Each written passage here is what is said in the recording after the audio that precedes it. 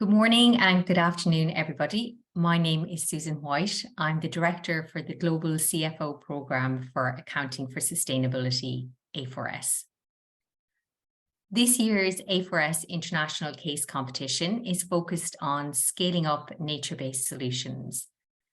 According to the World Economic Forum, it is estimated that over half of the global GDP is moderately or highly dependent on nature, with $44 trillion potentially threatened by nature loss. So this makes it a very critical issue for businesses today. We are delighted to welcome Joshua Powell to speak with us today. Joshua is a conservation biologist, National Geographic explorer, WWF contributor, and advisor to the Queen's Commonwealth Trust. Through his research, Joshua is interested in how human society interacts with the natural world and how we can use that interaction to help conserve biodiversity. So Joshua, thank you very much for joining us today. Oh, well, thank you very much for having me. It's a pleasure to be here. Great. So you've dedicated your career to the protection and restoration of nature. So how would you quantify the value of nature? Well, I guess on a very simplistic level, as you've already mentioned, these figures are often trotted out that, and this is now fairly widely accepted, that nature accounts for half of the world's GDP, that essentially these functions that we rely on, what we might refer to as ecosystem services, are provided by nature. But on a personal level, that actually massively undervalues nature. Quite simply, the existence of life itself is simply inseparable from nature. They are one and the same. And as you've mentioned, I've dedicated my career to conservation, but one thing I do want to stress is you don't have to be a conservationist or scientist to have a tremendously important impact for the future of the natural world. In fact, it's actually my strong belief that some of the most important changes that we need to make, we need professionals in policy, in business, in finance to make them. We've got a lot of scientists coming up with different ideas of how we can do things to protect the natural world and biodiversity. What we don't have enough of is governments and industries putting that into practice, for example, in the form of nature-based solutions. Yeah, and throughout your career, you probably have seen some of these nature-based solutions that you've just mentioned. How would you explain a nature-based solution to somebody here on the call, and what would you say are the advantages of a nature-based solution versus what we'd call it a non-nature-based solution? So this is fairly new language, but it's something we've really known about it for a long time. There've been different iterations of what we've called this, but essentially a nature-based solution is an action which is going to protect, or it's going to manage, or it's going to restore a natural ecosystem, and that's going to provide benefit for humans. It's going to provide social benefit and economic benefit. So it needs to do three key things really there. So it's got to benefit biodiversity, it's got to support human well-being, and we can kind of broadly think of that in terms of the Sustainable Development Objectives, and it needs to address societal challenges. And these are big challenges, things like climate change, human health, food security. And a really good example of that is replanting mangrove forests, which is a very popular nature-based solution in Southeast Asia and the Caribbean. And the reason for this is it helps to address hurricane damage through flooding and storm surges, for example. But it also provides fish nurseries, which in turn support long-term fish stocks for fishing communities. So that's a really positive example of a nature-based solution, which is hitting all three of these different areas. Great. And I suppose the challenge for our participants in the international case competition is to kind of figure out how we can take these ideas and bring them to scale. And I think what you've touched on there, and I'm not sure if you've any other examples where you think would be key to restoring that balance in nature, but the solutions are out there and they exist. Yes, I mean, I think that is the really key thing to stress, is that nature and conservation and climate change are slightly different issues here in terms of where we are with the solutions, but certainly in terms of the nature side of things, almost all of the solutions are out there, which is really good news. As I say, what we need is that to be carried out on scale.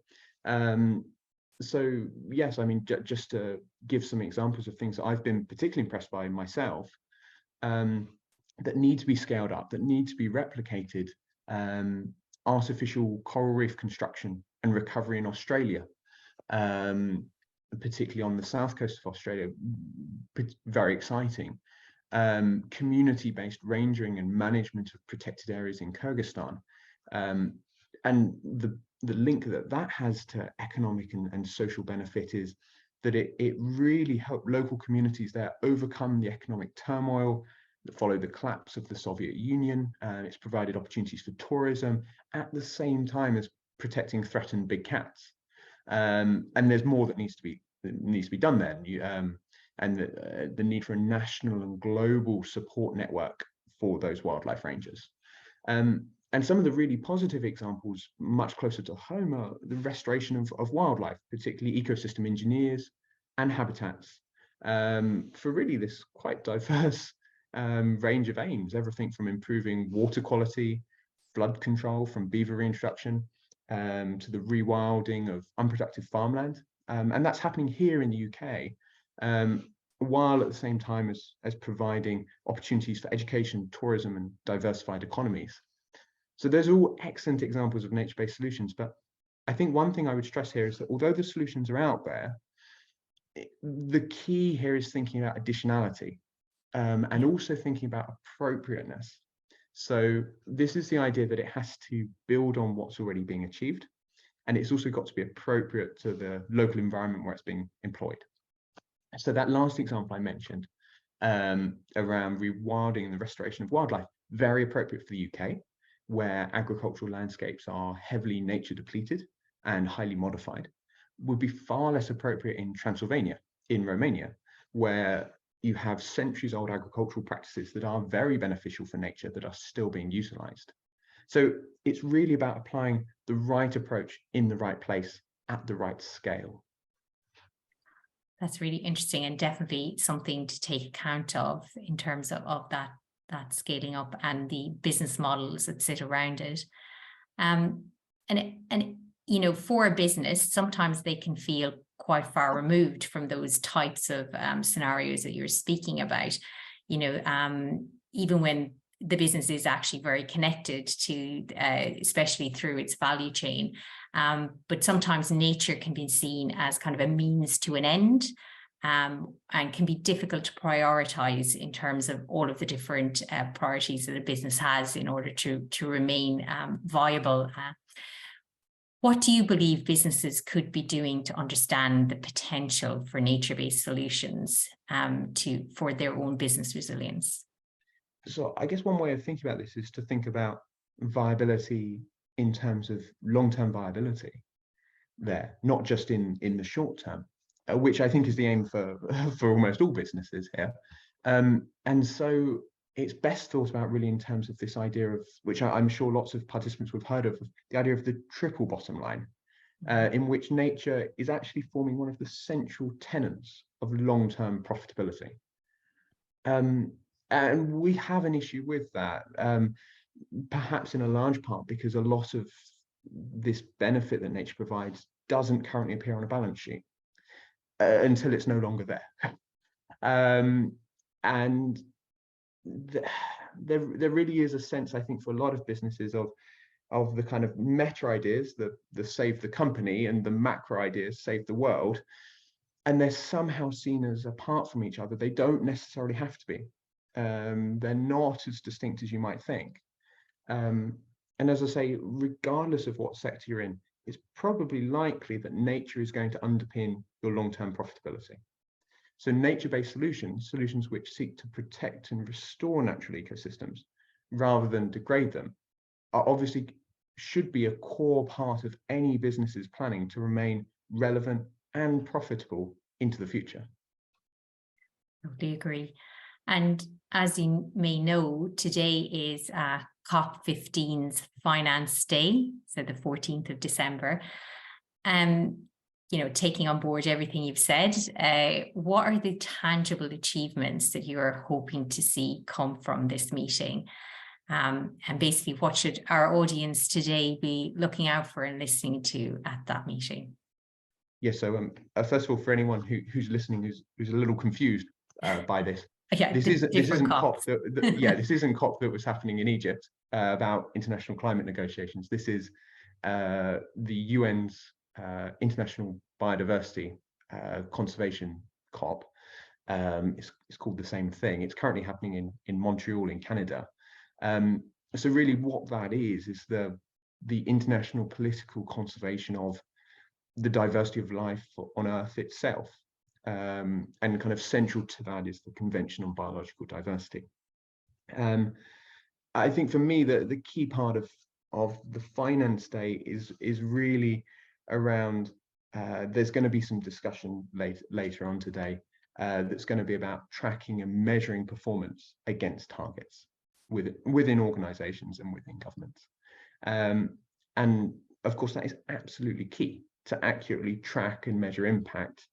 And a good example of that is carbon offsets, which is something people often think about, certainly on the climate change side of things, but there is a link to nature-based solutions because, for example, of the impact that afforestation could have as a nature-based solution here. And the key is measurement. And I've mentioned additionality before, making sure you're going beyond what is already there. If you don't have accurate measures to track and measure impact, that can't be achieved. And that's a big issue for a lot of, as I say, these nature-based solutions at the moment is relying perhaps on a system that doesn't have good tracking and measuring of impact. So that should be really interesting. I mean, just more broadly, the idea of having a Finance Day for COP is really important. And I mean, obviously, a lot of the discussion is going to be going on about accounting for biodiversity in financial systems. And that's so important because, I mean, I believe the figures are that in recent years, the major investment banks have provided, I think it's an estimated $2.6 trillion US, which I believe is more than the entire GDP of Italy, to sectors which governments and scientists have already agreed are the primary drivers of biodiversity destruction. And that is a number that is far, far higher than the total global budget of biodiversity conservation. So it's so important to have this Finance Day. And as I say, really at the heart of that is being able to track and measure impact. So I'll be very interested to see what comes out of that. Me too. Thank you. Thank you very much, Joshua. And thank you. I think just listening to what you've said today has been hugely helpful and I hope inspiring for our audience today who may be thinking of entering our international case competition. You've given us some great ideas of what's out there and potentially working that people could investigate and look at, but also the key role that finance needs to play to really shift the dial on this and drive the change that's needed and hopefully get the flows of financing and funding going in the right direction. So I really urge anyone who's thinking about entering the case competition to please do. And I'm going to hand you back now to the team just to answer any questions that you may have or any clarifications you may have in terms of the next steps and what to do. And thank you again, Joshua, for joining us. Thank you very much. Good luck, everyone.